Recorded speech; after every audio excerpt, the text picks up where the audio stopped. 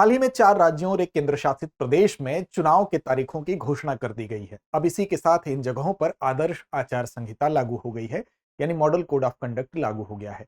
तो आज के इस वीडियो के माध्यम से इसी खबर के आलोक में हम समझेंगे कि मॉडल कोड ऑफ कंडक्ट यानी कि आदर्श आचार संहिता होती क्या है, इसका प्रभाव कब कहां होता है और साथ साथ इसकी शुरुआत कैसे हुई थी। क्या मौजूदा समय में जिस रूप में इसको हम देखते हैं ये उसी रूप में था या इसकी जो प्रारंभिक स्थिति कुछ और थी। साथ साथ ये भी समझेंगे कि क्या यह कानून है या कुछ और। तो आइए इन सभी पक्षों को समझते हैं आज के इस वीडियो के माध्यम से। सबसे पहले बात करेंगे खबर की। खबर यह है कि 4 राज्यों में और एक केंद्र शासित प्रदेश में यानी कि पश्चिम बंगाल में, तमिलनाडु, केरल, असम के साथ साथ पौंडीचेरी जो कि एक यूटी है, वहां पर चुनाव के तारीखों की घोषणा कर दी गई है। और इसी घोषणा के साथ साथ इन स्थानों पर आदर्श आचार संहिता यानी कि मॉडल कोड ऑफ कंडक्ट जो है वो प्रभावी हो गया। क्यों क्यों प्रभावी हो गया? क्योंकि इसकी अवधि ही होती है कि निर्वाचन आयोग जब जिस तारीख से चुनाव की घोषणा करेगा उस दिन से लेकर चुनाव प्रक्रिया जब तक पूर्ण नहीं हो जाएगी, यानी कि चुनाव परिणाम की घोषणा नहीं हो जाएगी, तब तक यह प्रभावी रहता है। और साथ साथ आपको बता दें कि इसके प्रभावी होने के बाद फिर कब यह निष्प्रभावी होगा, जब यहां पर इलेक्शन कमिश्नर के द्वारा इसकी घोषणा कर दी जाएगी कि अब ये चुनाव परिणाम की जब घोषणा हो जाती है उसके बाद इलेक्शन कमिश्नर ये बता देते हैं कि अब मॉडल कोड ऑफ कंडक्ट प्रभावी नहीं रहेगा। तो ये कुल मिला के इसकी प्रभावशीलता की वजह से ही आज इसकी चर्चा हो रही है। लेकिन सबसे पहले ये समझेंगे कि दरअसल ये होता क्या है, आदर्श आचार संहिता होती क्या है। तो दरअसल ये कोई कानून नहीं है। आदर्श आचार संहिता नियमों का एक समूह है, यानी कि बंचेज ऑफ लॉ है। आप कहेंगे तो लॉ नहीं है, कानून नहीं है, बल्कि ये रूल्स हैं, कुछ नियमों का समूह है। अब चुनाव आयोग इन नियमों का इस्तेमाल चुनाव के समय राजनीतिक दल और उम्मीदवारों के व्यवहार को रेगुलेट करने के लिए, विनियमित करने के लिए इसका इस्तेमाल करता है। इसका उद्देश्य क्या है? तो उद्देश्य साफ तौर पर यही है कि जो भी चुनाव प्रचार है, चाहे वो मतदान है, चाहे वो मतगणना है, ये पूरी की पूरी जो प्रक्रिया है, पूरा का पूरा जो प्रोसेस है, उसको पारदर्शी बनाया जाए, उसको शांतिपूर्ण तरीके से, व्यवस्थित तरीके से इसको संपन्न कराया जाए। इसमें कहीं ऐसा ना हो कि जो सत्ताधारी दल है उसके पास चूंकि सत्ता से संबंधित तंत्र भी होते हैं, उसके पास सत्ता का जो धन है वो भी होता है, तो उस धन का यानी कि राज्य के धन का, राज्य के तंत्र का कहीं गलत इस्तेमाल इन चुनाव में तो नहीं हो रहा है, इस चीज की जांच भी करना इसका उद्देश्य होता है। यानी कि आदर्श आचार संहिता इसकी भी जांच करती है ताकि पूरी चुनावी प्रक्रिया जो है उसमें अपराध, कदाचार या भ्रष्टाचार को रोका जा सके।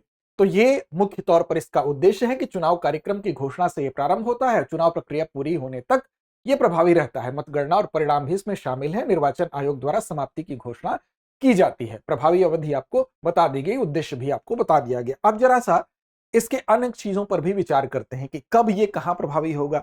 तो देखिए, जब लोकसभा चुनाव होता है तो ये संपूर्ण भारत में लागू होगा मॉडल कोड ऑफ कंडक्ट। वहीं पर अगर विधानसभा चुनाव है, जैसे अभी जहां जहां चुनाव की घोषणा की गई है तारीख की, तो वहां पर विधानसभा चुनाव में पूरे राज्य में, जिस राज्य में घोषणा की जाएगी या यूटी में घोषणा की जाएगी, उस राज्य में यहां पर या उस यूटी में ही प्रभावी रहेगा। अब उसके बाद उपचुनाव अगर होगा तो वहां पर विशिष्ट निर्वाचन क्षेत्र जहां पर होगा वहां तक ये प्रभावी रहता है। अब इसके अलावा अब बात हम और करेंगे कि जो ये है, ये पूरी तरह से, चूंकि ये वैधानिक दस्तावेज तो है नहीं, ये एक प्रकार का मार्गदर्शक सिद्धांत है।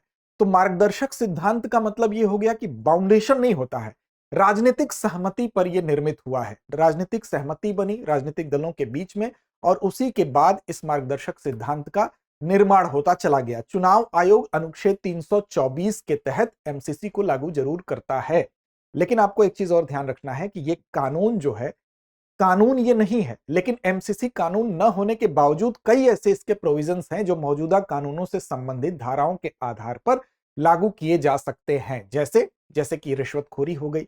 अगर कानून इस पूरी चुनावी प्रक्रिया के दौरान कोई किसी को रिश्वत दे रहा है, धमकी दे रहा है, तो जो पूर्व में आईपीसी था यानी कि भारतीय न्याय संहिता 2023 में बना, और आरपीआई यानी कि लोक प्रतिनिधित्व अधिनियम 1951 के तहत यह दंडनीय होगा। यानी कि मौजूदा कानूनों से संबंधित धाराओं के हिसाब से कुछ को जो है कुछ पर दंड लगाया जा सकता है। अब सवाल उठता है कि इसका इतिहास क्या है, कब से इसकी शुरुआत हुई थी, तो प्रारंभिक चरण क्या था। देखिए, इसकी शुरुआत की अगर बात करेंगे तो इसकी शुरुआत हो गई थी 1960 में, केरल में जब विधानसभा का चुनाव हुआ था। तो 1960 में केरल विधानसभा चुनाव से इसकी प्रारंभिक चरण को हम देख सकते हैं, इसकी उत्पत्ति को देख सकते हैं। और वहां पर एक स्वैच्छिक सहमति बनी, यानी कि अपनी इच्छा से लोगों के बीच में चुनावी प्रक्रिया के दौरान एक सहमति बनी और वहीं से इसकी नींव को देखा जा सकता है।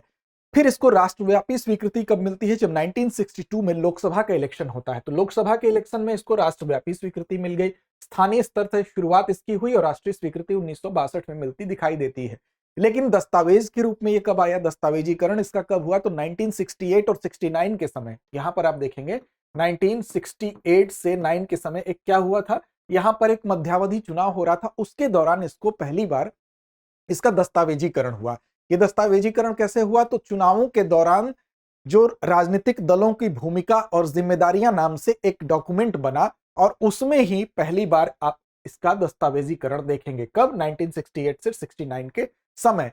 लेकिन इसके बाद का जो समय था 1991 तक अगर आप देखेंगे, 92 तक देखेंगे, यानी कि 1960 के बाद से और 1990 का जो दशक था, इस दशक में आप देखेंगे कि यहां पर बाहुबल और क्राइम ये चुनावों के दौरान काफी बढ़ गए थे।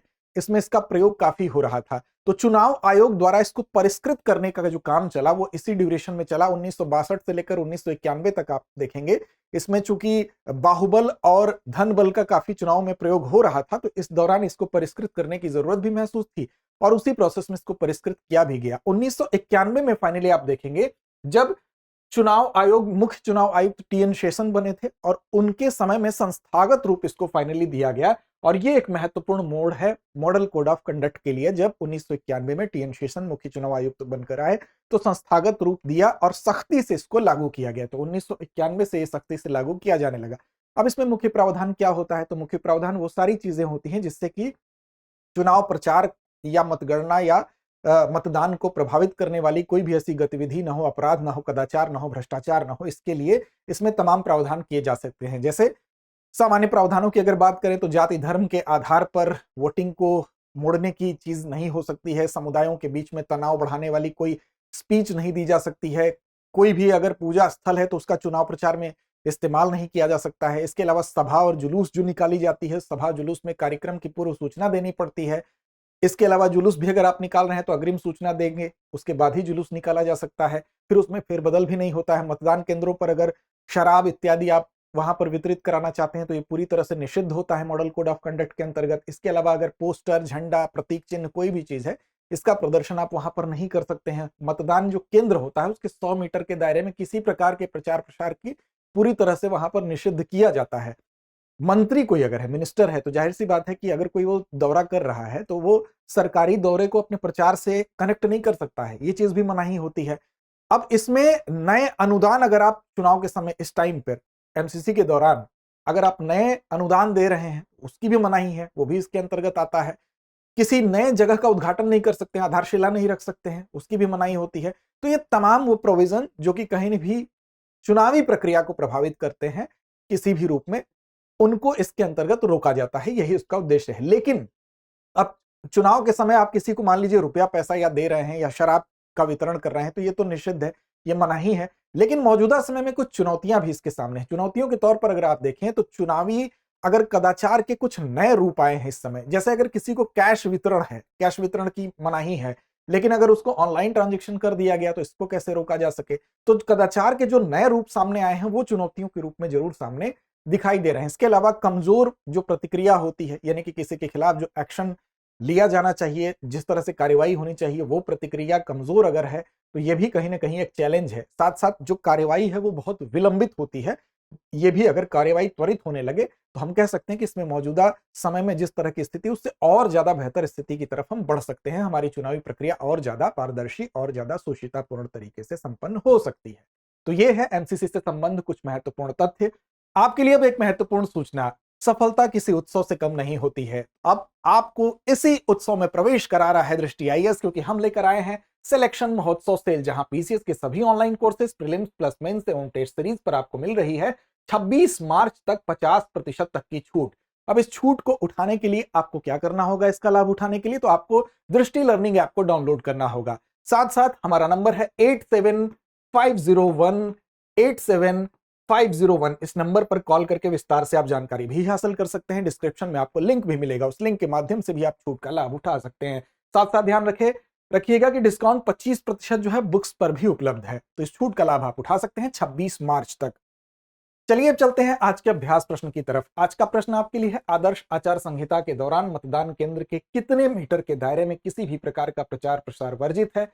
विकल्प आपके सामने है, ए 50 मीटर, बी 100 मीटर, सी 200 मीटर या डी 500 मीटर। तो इस प्रश्न का जवाब कमेंट बॉक्स में देना ना भूलिए। साथ ही साथ चैनल को सब्सक्राइब नहीं किए हैं तो कर लीजिए। साथ साथ आप टेलीग्राम पर भी हमको फॉलो कर सकते हैं, दृष्टि आईएएस यूट्यूब नाम से हम वहां भी उपलब्ध हैं। आप चैनल को सब्सक्राइब इसलिए भी कर लें क्योंकि हमारे सारे अपडेट्स आप तक पहुंचते रहेंगे। तो लड़ते रहिए, अपने लक्ष्य की ओर बढ़ते रहिए। अब एग्जाम की तैयारी को और बेहतर करने के लिए हमारे चैनल को लाइक, शेयर और सब्सक्राइब करना ना भूलें।